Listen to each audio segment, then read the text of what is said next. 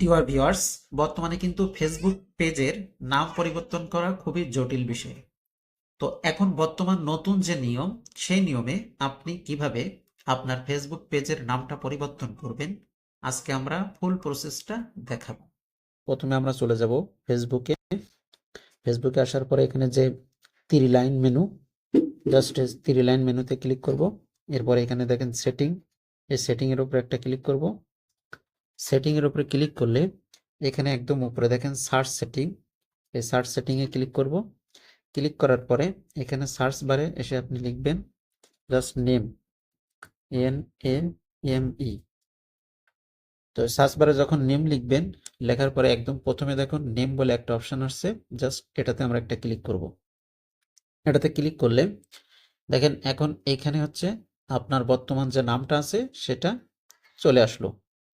তো আপনি যদি চান যে এটা চেঞ্জ করবেন, তো চেঞ্জ করার জন্য জাস্ট এখানে, তো চেঞ্জ করার জন্য আপনি এটা কেটে দিয়ে জাস্ট আপনার নতুন যে নামটা আপনি দিতে চাচ্ছেন, মনে করেন আমরা দিলাম ABC।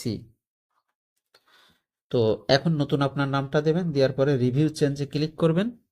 রিভিউ চেঞ্জে ক্লিক করার পরে এখন আপনার ফোনে একটা ভেরিফিকেশন কোড যাবে, জাস্ট আপনি কোডটা দিয়ে ভেরিফাই করে নেবেন। ভেরিফাই করে নিয়ে আপনি যখন সাবমিটে ক্লিক করবেন, আপনার এই পেজের নামটা চেঞ্জ হয়ে যাবে।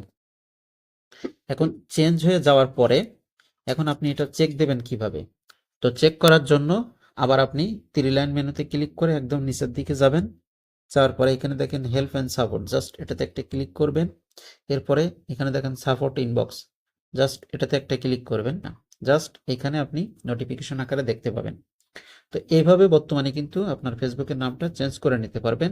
60 দিনে একবার করে আপনি চেঞ্জ করতে পারবেন।